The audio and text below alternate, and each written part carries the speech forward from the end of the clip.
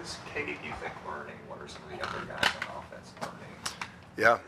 Yeah, we only got one senior on offense in Putnam. So I think not just them, but we got a lot of really, really talented guys on this team that, they're learning a lot of lessons. They're learning that, every game is the biggest game of the year at a place like Clemson, right? And they're learning that the difference in game, like championship caliber games, is one play. Literally, one play. I mean, these guys, without a doubt, are 3 plays away from being 4-0. That's a fact. And being top 3, 4 in the country, and everybody's telling them how great they are. That's how small the margin for error is when you're in championship level football. So they're learning all that, how critical every play is. So, they're also learning some good stuff about, how you're supposed to play the game, and because they're getting a lot of results. Maybe not quite on the scoreboard, but they're getting a lot of results as far as their individual improvement and growth and development offensively, defensively, and some things in special teams as well. Have you seen Cade grow as a leader over the last 3 weeks? Oh, what, yeah. What does that look like and sound like? Just complete ownership, confidence, gristle up a little bit, a little bit of alligator skin, good for you, and that's going to serve him well for the rest of his career. He's been awesome. He's been awesome. Somebody asked me last night about him, and I was saying that, some people like football, some people love football, and that kid loves it. He loves it. He loves it all. He loves every bit of it. Practice, training, planning, film. He loves it. And he's a natural leader, and y'all have all seen it. The kid's gotten better every week. Again, I know he's had some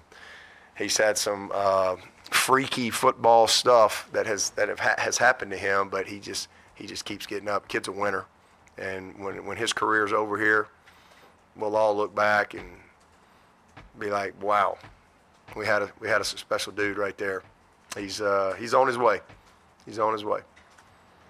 Yeah, but what has Tyler Brown unlocked for this offense? And also, he looked like he was in some pain. I know he's able to come back into the game, but how's he doing shoulder-wise? Yeah, he's tough, man. That's a tough kid.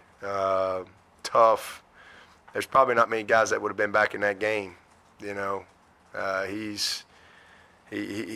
talk about the eye of the tiger all the time. That kid's got it. He is the epitome of it.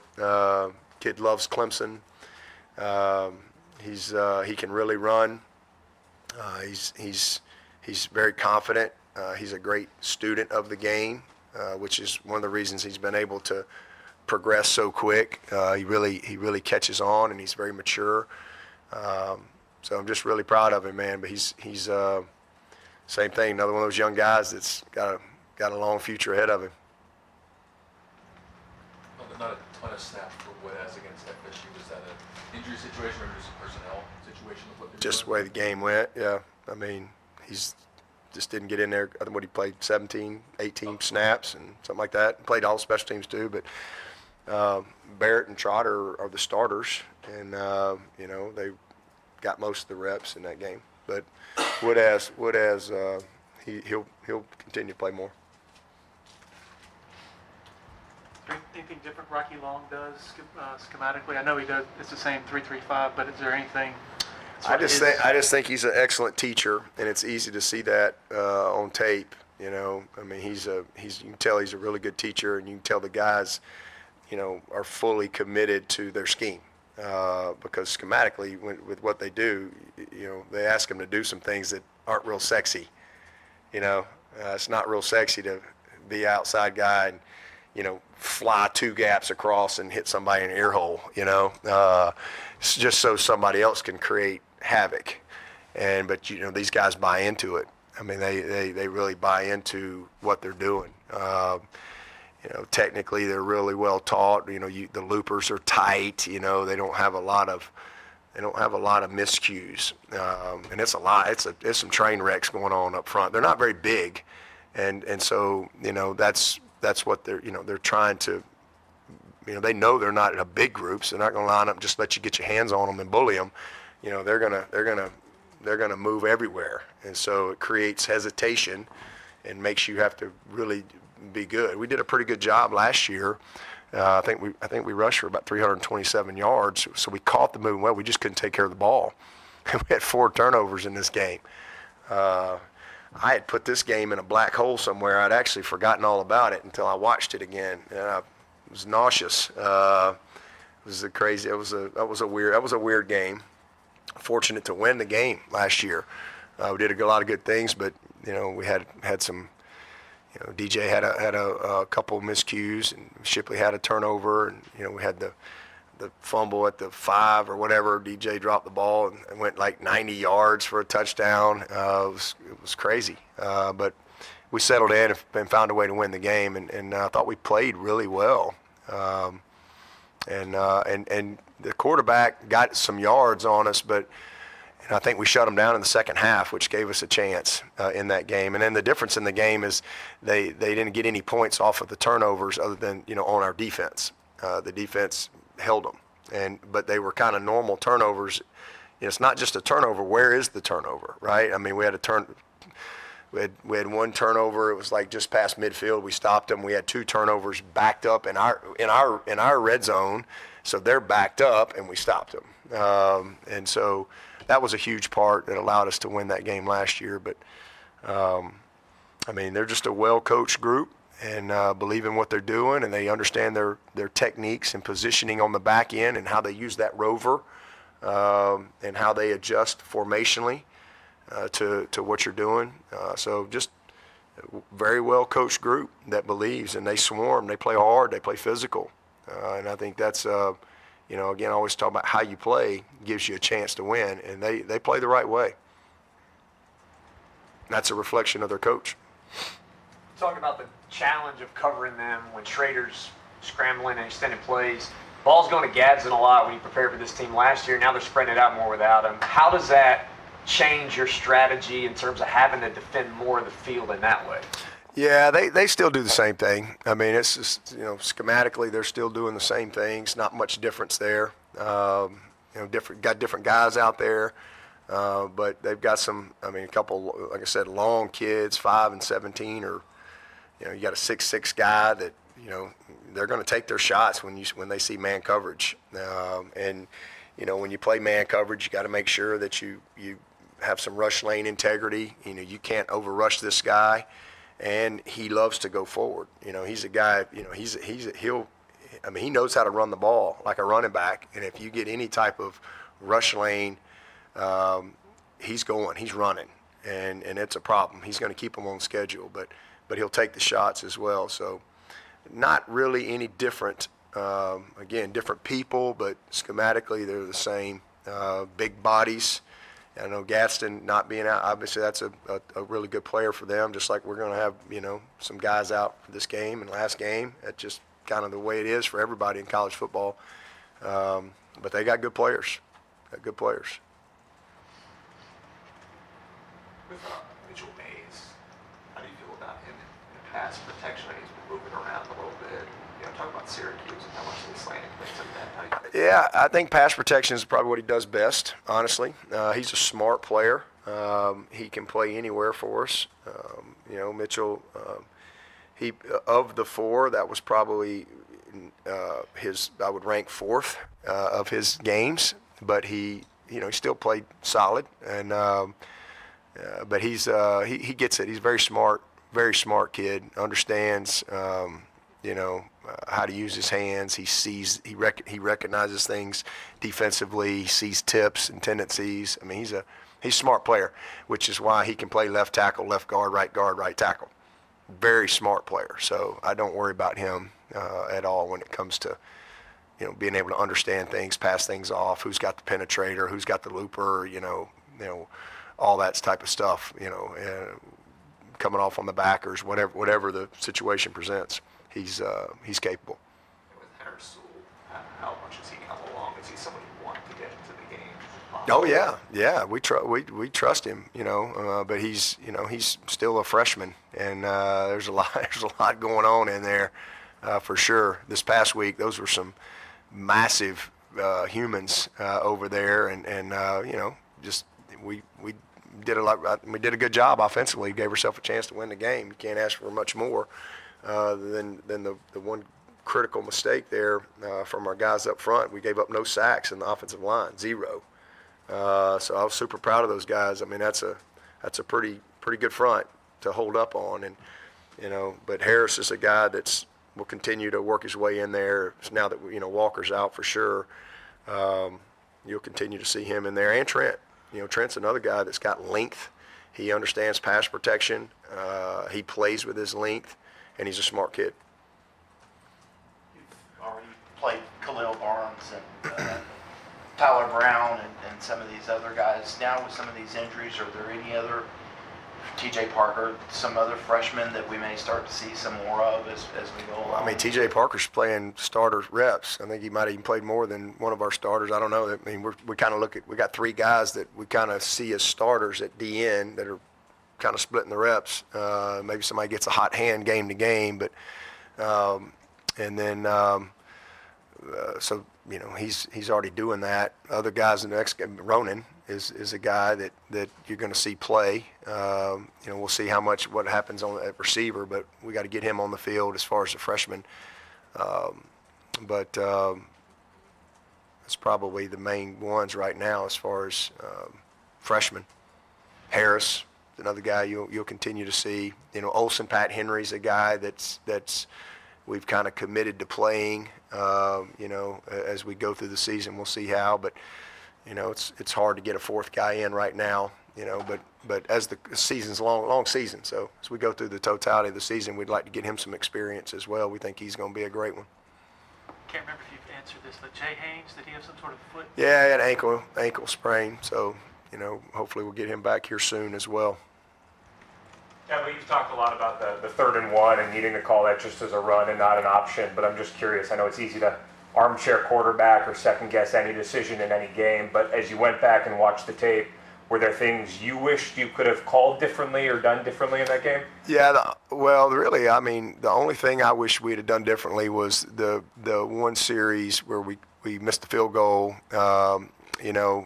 First or second down, I wish we'd have taken a shot right there. That's probably the one call Garrett wishes he'd have had back. And this first down call was fine. The second down call, we had a call that he really liked. It was kind of a game plan deal, and it just didn't work out like we thought. And but it's 3rd and 1 in overtime. It's a different situation. That's one you wish from a coaching standpoint. You've got that locked. It's not even, and you want your quarterback to situationally just like be a little more aware right there, but that's on us as coaches, learning situation. And so that's probably about it. Other than that, I mean, again, we had almost 500 yards of offense. We had a couple of negative, we had about 30 yards of negative plays because of we dropped a snap. We had one bad decision. We had the couple sacks that were on our quarterback. We were held the ball. So, I mean, we had a ton of yards. So we did a lot of good things. We were in position to win the game and got a chance to go up. We had a 10-point lead twice and had a chance to maybe go on a 14-point lead, and anything can happen there. So just didn't get the one play that we needed. So, yeah, you look back at a game like that, and even when you win, you look back at games and you go, maybe you do make a different call here or a different call there. Same thing defensively. We did a couple things there that we got to get better at, playing catch technique on 3rd and 11, and we backpedal, which creates 4th and 1, right? And it should have been an incomplete 4th and 11. They punt the ball, you win the game, right? Because that led to a touchdown. 2nd and 9 on the goal line, playing catch technique, and we backpedal. So there's always little things that, whether it be technique or just a call that you wish you had back. But offensively, defensively, hey, we gave ourselves a chance to win the game. They just made one more play than we did. We never trailed in regulation, and we lost the turnover margin. We lost the game. And if you'd told me coming into the game, if we're even or plus, we win. If we're negative, we're going to get beat. And that's what happened. So that's kind of been the story for us. We've got to do a better job of taking care of the ball, and just got to keep playing, and like I said, it'll turn. But you're not going to beat people. What, we have 3 turnovers in the Duke game? I mean, disaster plays, not just crazy. Again, the only reason we beat Charleston Southern is because we were just that much better, to overcome. You don't have that type of margin for error when you're playing really good people. Any questions for Coach from Zoom? Anybody else in the room? The left tackle rotation, is that totally new to you? Have you done that before? And how do you feel like that's going through 4 games? Still pretty happy? Really good. Yeah, I'm really happy with both of those guys. I mean, they're kind of, we've had rotations before, and guys, it's nice to be able to not have to play a guy 80 snaps. Honestly, it's nice when you got good depth. It's one of the things we knew coming into the season that we felt like we had was really good depth in our offensive line. I just took a shot losing Walker, but we're thankful we got Mitchell and Harris and Trent Howard, and we got Linthicum and guys that can go in there and play for us that we feel good about. So certainly with Sadler and Tristan, those 2 guys are coming, man. Super excited about both of them. I mean, they're not perfect, but they're holding up. They both held their own against pretty good dudes the other day. Not perfect, but I'm really proud of them, and just going to keep getting better. And as far as, who runs out there first, well, that's kind of, you got 2 guys competing their butt off, kind of. Blake solidified himself. I thought Blake played really well, and he solidified himself. So, we feel really, really good about Marcus Tate. We feel great about Putnam. So Mitchell we feel great about. So you got, we see them as kind of our 6th guy. Who's going to run out there in the 5? Well, that depends on week to week. We've had that for years and years and years. And when we've been at our best, we've got, not necessarily at left tackle, but I was watching DJ Reader play last night. We had DJ Reader, Deshaun Williams, Grady Jarrett, Carlos Watkins. You know what? We just played all those guys. So it's good when you got depth, and that's what you see right now. We play a lot of guys. So it's a bad thing only when neither player's good. It's the best of the bad, right? But we got 2 good players. 2 really good players, and one is a redshirt freshman and one is a redshirt sophomore. Super excited about both of those guys. It's going to get better and better. And Blake's a sophomore. Just going to get, he's playing great football. So we got a good group. Those guys have done their part. How would you assess Jaden in terms of matching up? Lucas? On Saturday. Man, super proud of him. Same thing. Hey, you hate the one play, but that kid's going to just keep going like that too. He's unique. He's unique. He's big. He's strong. He's long, and he's just learning every day, every rep. His confidence is growing. His technique is improving. He had a couple of technique issues the other day.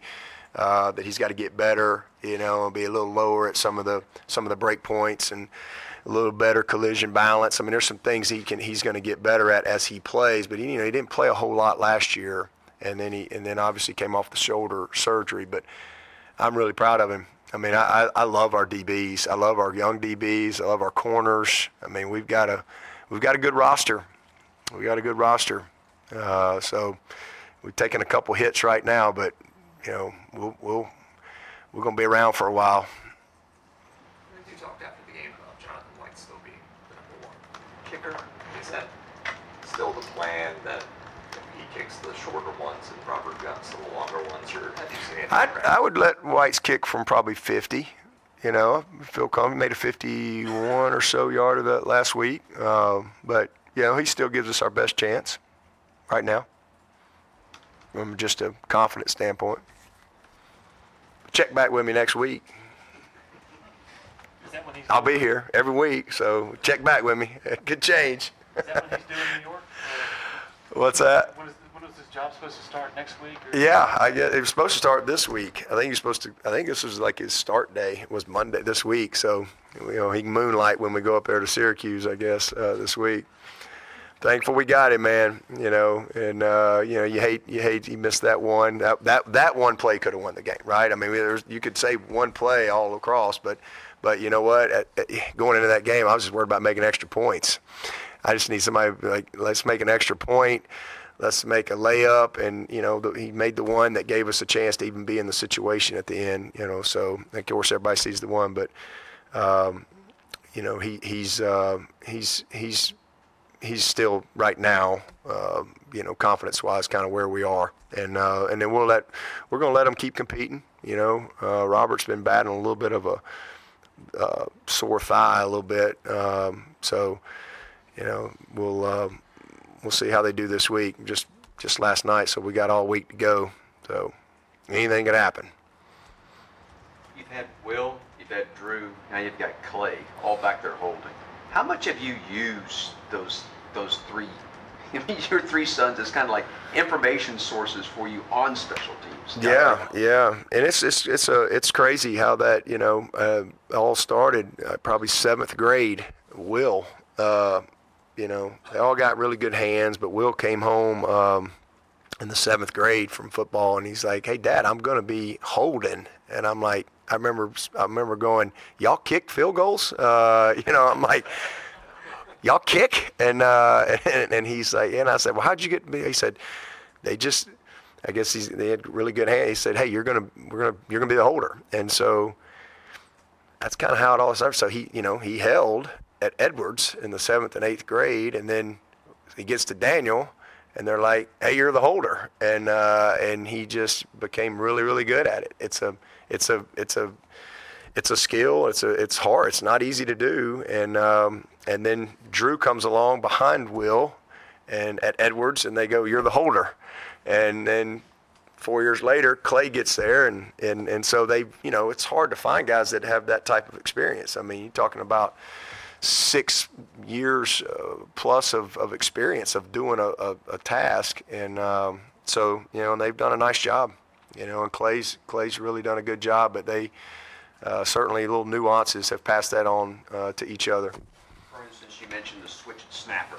Was Clay the one that put you on to, "Hey, Dad, actually it's Casperson that actually snaps it"? No.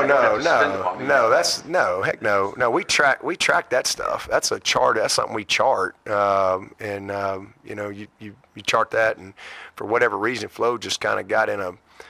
He's still in a little funk. Honestly, when it comes to, it's just like a glitch. I don't know how to, but most snappers, it's more rare than norm that you have to turn it. You may be just a nudge, but most of the time it's just catching plays, with good snappers. And Flo just kind of gotten himself where it was like every single snap we're having to spin the whole ball. And it's just something we've always charted, and Casperson's really good. Casperson was trying to win both jobs, and Casperson he wants to win both jobs. Flo wants to win both jobs. They like each other, but they both want to run out there and be the starter, and so it's just one of those things competitively you track. And then and Casperson, he's just money. I mean he's like 90-something%, catching place, and so all through camp, and Casperson was like 40%, so it was just a drastic. That's why we made the change there. And then they were both about .66 on their snaps and punt team. I mean, it was just, so competitive right there, and so they're right there together, and Flo just brings a little bit more coverage ability. So, you wouldn't sacrifice the snap for coverage ability, but when they're dead even, so it's just kind of weird how that all worked out. But no, that just came about from just what we're seeing in practice every single day. Has Swanson been maybe about the most overlooked guy so He far has. in the job he's doing? He has, kid's been, he's been really consistent for us. I'm really proud of him. He's 260-yarders. He's the first guy I've had do that since I've been the head coach in the same game, and I think he was 53 point something average, and he's just been steady. He's He's been very, and it's amazing because this time last year, going in the first game, man, wow, I wasn't, he just confidence-wise wasn't quite where he needed to be, and now he's just very confident, very sure of himself, and has done a nice job. And he can kick. He's a guy he would have started at kicker for us last year if we hadn't had last week if it hadn't been for Whites.